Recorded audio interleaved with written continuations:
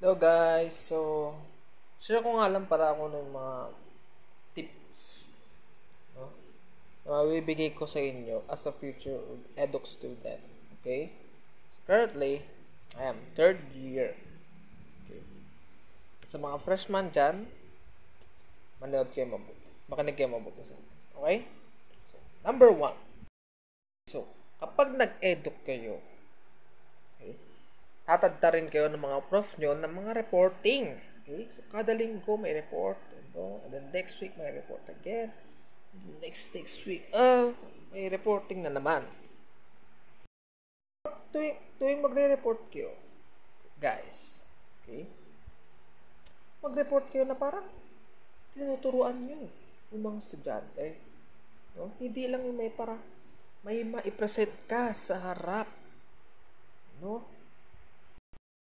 Maling-mali yun kasi tayo ay mga future educator at hindi tayo mga journalist, okay? Na nandyan lang sa harap para may present sa klase, no?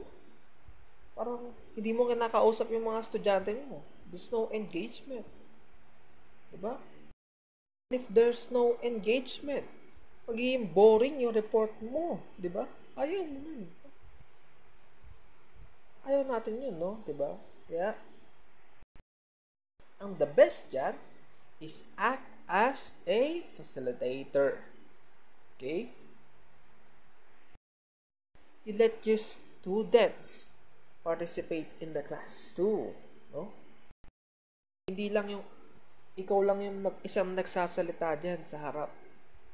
Hindi yun. Kasi, mag-e-end up yun as a boring. Okay?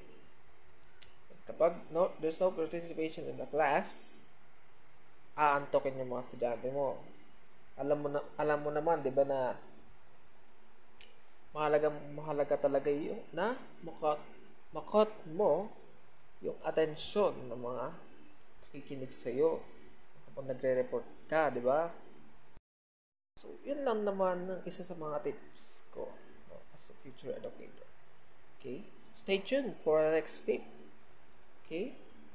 Bye!